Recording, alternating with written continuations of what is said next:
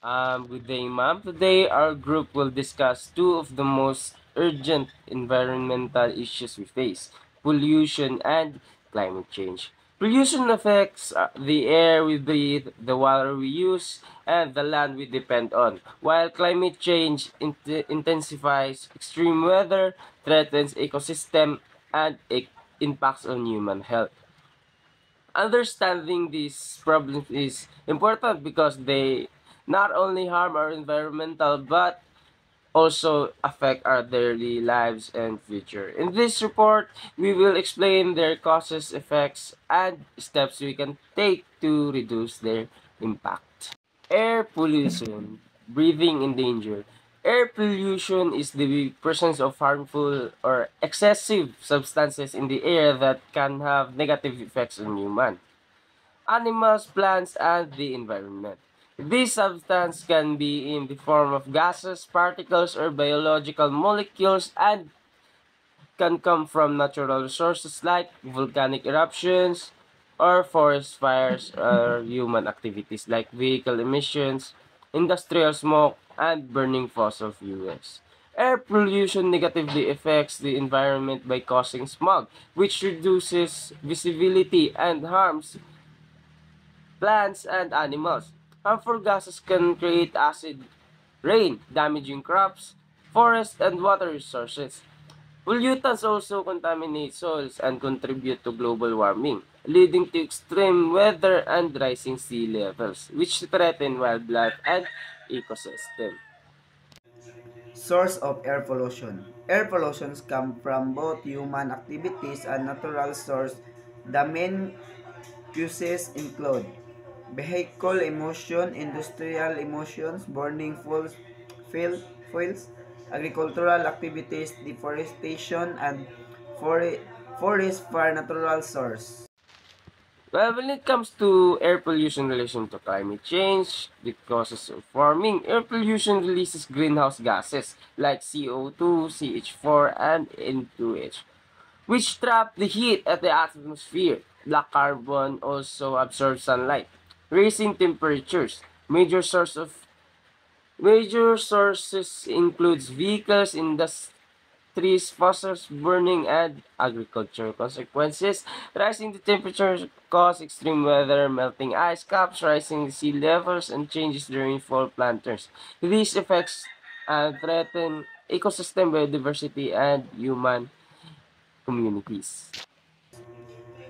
Effect on human health, respiratory problems, air pollution irritates the lung and airways, causing asthma, bronchitis, and other breathing difficulties.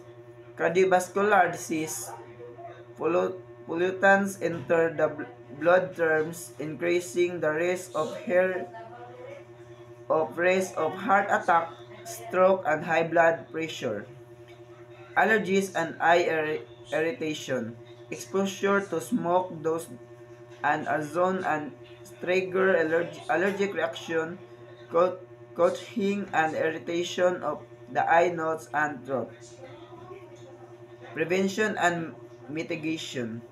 Clean energy use solar, wind on hydro instead of fossil fuels. Trees and forests.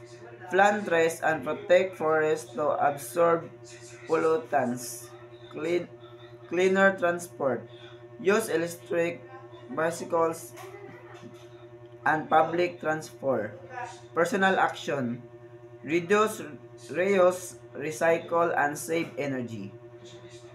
Air pollution threatens our health, environment, and climate, but through clean energy, sustainable practice, and responsible action, we can protect our planet and ensure a healthier, sustainable future. Climate change. Climate change refers to the long-term alteration of Earth's usual weather patterns, including changes in temperature, precipitation, and frequency of extreme weather events.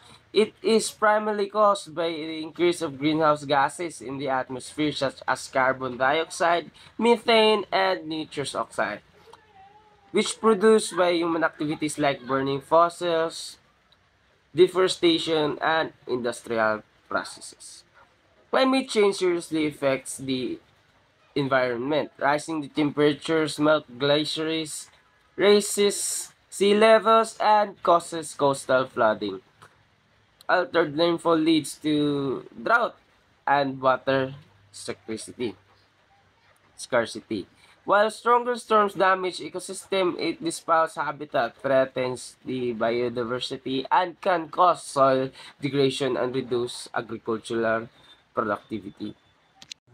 Causes of climate change: burning fossil fuels, deforestation, industrial activities, agriculture, waste, and landfills.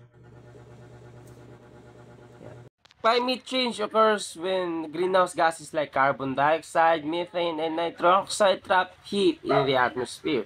Human activities such as burning fuels, fossil fuels, deforestation, and industry increase these gases, intensifying global warming. As for the environmental impact, rising temperatures cause melting glaciers, sea level rising, stronger storms, drought, and ecosystem disruption. Air pollution adds heat trapping particles, worsening these effects. Effects to human health: health-related illnesses, higher temperatures increase the risk of heat stroke, dehydration, and heat exhaustions.